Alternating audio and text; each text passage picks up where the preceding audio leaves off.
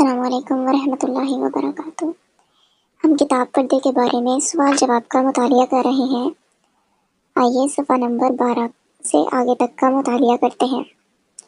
سوال، ستر عورت کسے کہتے ہیں؟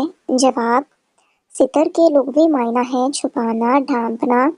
جن اعضاء کا چھپانا ضروری ہے ان کو عورت کہتے ہیں، اور مجموعی طور پر چھپانے کے اس عمل کو ستر عورت یعنی پوشیدہ اعضاء کا چھپانا کہتے ہیں۔ ہمارے عرف میں ان مخصوص اعضاء کو بھی ستر کہتے ہیں جن کا چھپایا جانا ضروری ہے۔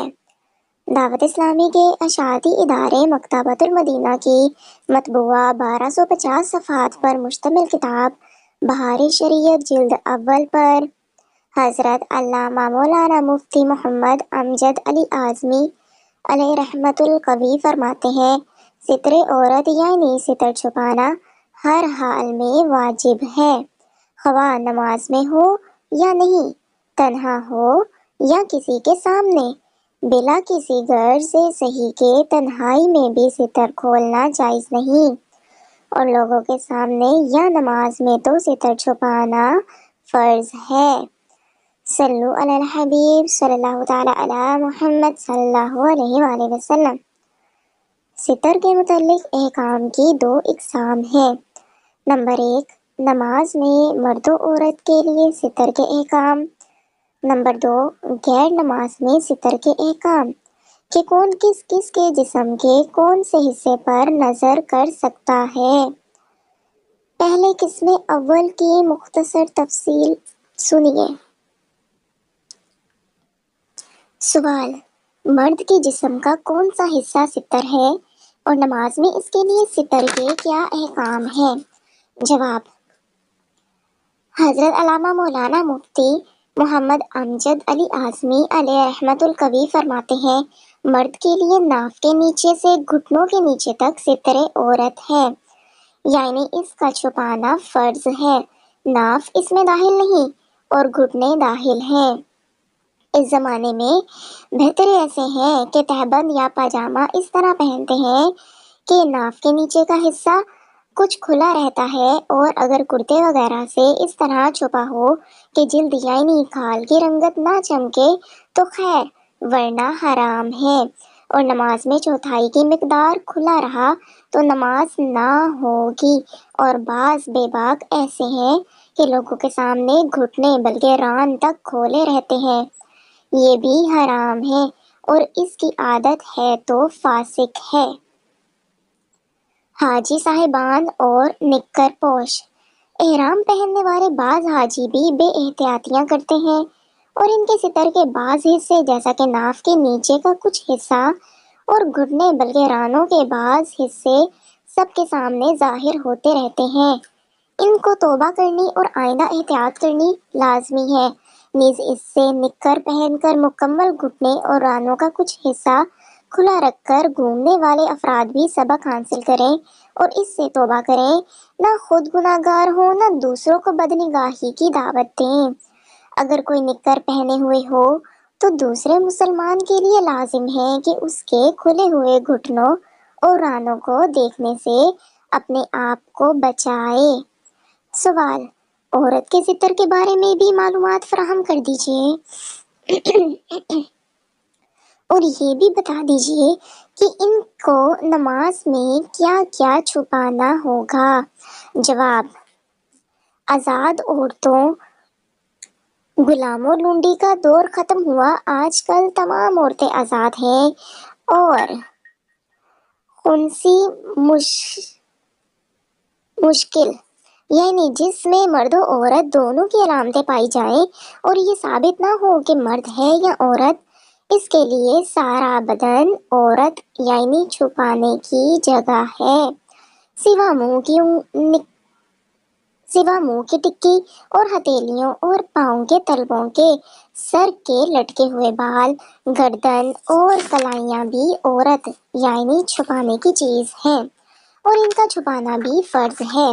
بعض علماء نے پشت دست یعنی ہتھیلی کی پیٹھ اور پاؤں کے تلووں کو عورت یعنی چھپانے کی چیز میں داخل نہیں کیا، اتنا باریک دوپٹہ جس سے بال کی سیاہی یعنی کالک چمکے۔ عورت نے اوڑھ کر نماز پڑھی جب تک اس پر کوئی ایسی چیز نہ اوڑھے جس سے بال وغیرہ کا رنگ چھپ جائے تو نماز نہ ہوگی۔ دوبارہ پڑھ دیتی ہوں یہ۔ اتنا باریک دوپٹہ جس سے بال کی سیاہی یعنی کالک چمکے۔ عورت نے اوڑھ کر نماز پڑھی نماز نہ ہوگی جب تک اس پر کوئی ایسی چیز نہ اوڑھے جس سے بال وغیرہ کا رنگ چھپ جائے۔ سوال: اگر تھوڑا سا ستر کھلا رہ گیا تو کیا نماز ہو جائے گی؟ جواب: حضرت علامہ مولانا مفتی محمد امجد علی اعظمی علیہ رحمت القوی فرماتے ہیں، واضح رہے کہ جن اعضاء کا ستر چھپانا فرض ہے ان میں کوئی عضو چوتھائی سے کم کھل گیا نماز ہو گئی، اور اگر چوتھائی عضو کھل گیا اور فوراً چھپا لیا جب بھی ہو گئی، اور اگر بقدرے ایک رکن یعنی 3 مرتبہ سبحان اللہ کہنے کے کھلا رہا یا بالقصد کھولا اگرچہ فوراً چھپا لیا نماز جاتی رہی۔ اگر چند اعضاء میں کچھ کچھ کھلا رہا اور ہر ایک عضو کی چوتھائی سے کم ہے مگر مجموعہ ان کا ان کھلے ہوئے اعضاء میں جو سب سے چھوٹا ہے اس کی چوتھائی کے برابر ہے، نماز نہ ہوئی۔ مثلاً عورت کے کان کا 9واں حصہ اور پنڈلی کا 9واں حصہ کھلا رہا تو مجموعہ دونوں کا کان کی چوتھائی کی قدر ضرور ہے، لہذا نماز جاتی رہی۔ یہ مسئلہ بہت خاص ہے کہ اگر ہمارے وہ عضو جن کا چھپانا ہم پہ فرض ہے ان میں سے کوئی چوتھائی سے کم کھلا رہ گیا تو وہ نماز ہو جائے گی۔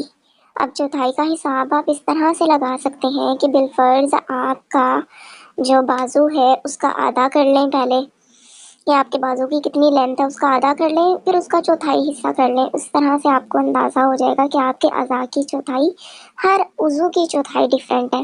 تو اگر ڈیفرنٹ عضو کھلے جن کا چھپانا فرض تھا اور ان سب کی جو وہ سب چوتھائی سے کم تھے لیکن ان سب کو جو حصے کھلے ہوئے تھے ان حصوں کو ملا کر جب ان کی لمبائی کی گئی تو وہ ان میں سے جو ہمارا عضو سب سے چھوٹا تھا اس کی چوتھائی کے برابر ہو گیا تو تب بھی ہماری نماز جاتی رہے گی۔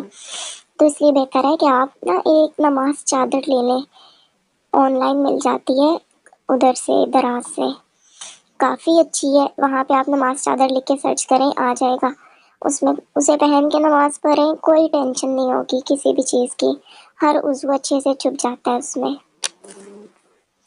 چلیے آگے مطالعہ کرتے ہیں۔ میں نماز نہیں پڑھتی تھی، اسلامی بہنوں دعوت اسلامی کی برکتوں کے کیا کہنے، سنتوں بھرے ماحول نے تو لاکھوں بھی نمازیوں کو نمازی بنا دیا۔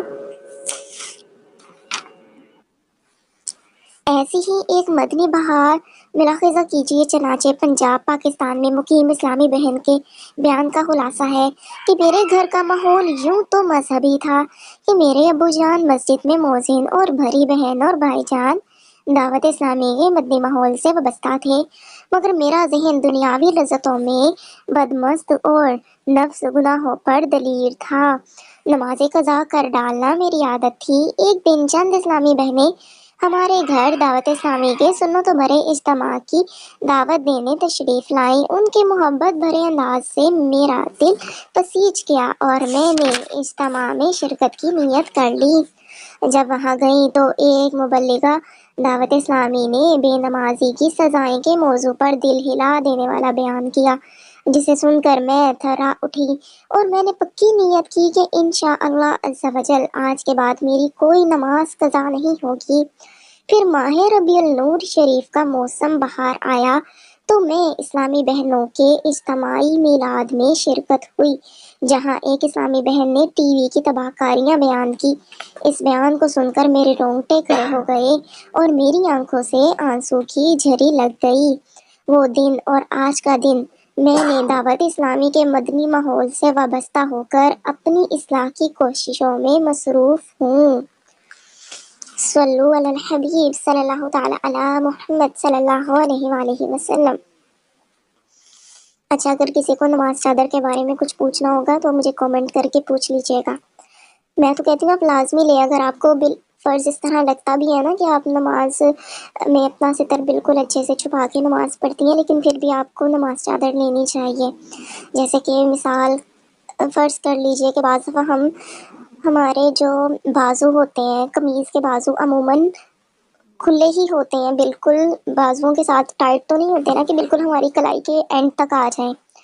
اور جب ہم اپنے ہاتھ اٹھاتے ہیں نماز میں یا ہم سجدے کے لیے اپنے ہاتھ آگے کرتے ہیں تو اکثر ایسا ہوتا ہے کہ بازو تھوڑا پیچھے کو کھنچ جاتے ہیں اور ہمارا کلائی سے آگے کا حصہ بھی نظر آنے لگ جاتا ہے، بازو بھی نظر آنے لگ جاتا ہے ہمارا۔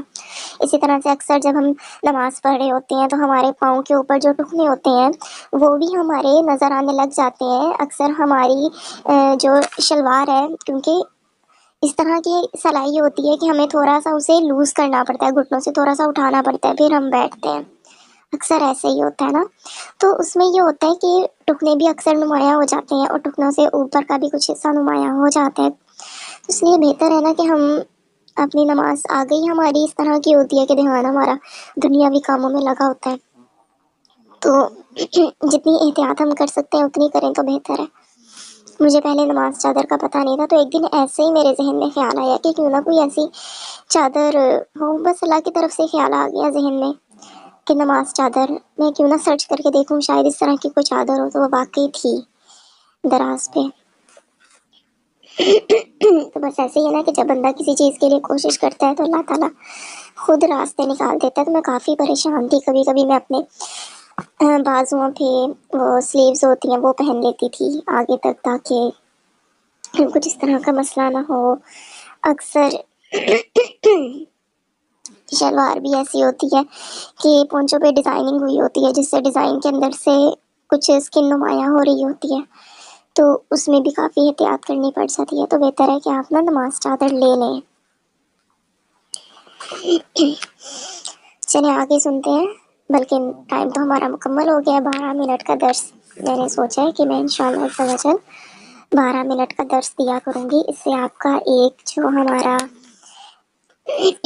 مدنی جو ہمارے کام ہیں جو ہم نے کرنے ہوتے ہیں اس میں سے ایک کام بھی ہمارا مکمل ہو جایا کرے گا کہ روز ہم نے 12 منٹ کسی کتاب کا مطالعہ کرنا ہے، تو یہ ہمارا کام بھی مکمل ہو جائے گا۔ تو آپ وہاں پہ بھی ٹک کر سکتے ہیں، تو میرے چینل کو سبسکرائب کر لیں تاکہ میں جب بھی ویڈیو اپلوڈ کروں تو آپ کو اس کا نوٹیفیکیشن مل جائے۔ اور میں سوچ رہی ہوں کہ ایک کتاب یہ تو کافی ظاہر لینتھی ہے، 12 منٹ کے درس سے بہت جلدی تو یہ نہیں ختم ہوگی۔ میں کوشش کر رہی ہوں ساتھ ساتھ کسی اور کتاب کا بھی مطالعہ شروع کروں، کیونکہ ظاہر ہے ایک کتاب انسان روز روز پڑھ کے کبھی ایک وقت ایسا آتا ہے کہ شیطان کچھ بوریت دلانا شروع ہو جاتا ہے، تو ذرا ڈیفرنٹ موضوع ہوگا، پڑھنے میں بھی دلچسپی آئے گی۔ میں کوشش کروں گی کہ میں اور کسی اسلامی کتاب کو بھی اپلوڈ کروں۔ میرے لیے بھی دعا کریں کہ میرے لیے بھی اس کام میں آسانی پیدا ہو۔ بہت مشکل ہو جاتی ہے کہ ایک دینی کام کو کرنا اور ویڈیو کو اپلوڈ کرنا، تو دعا میں یاد رکھیے گا۔ السلام علیکم ورحمۃ اللہ وبرکاتہ۔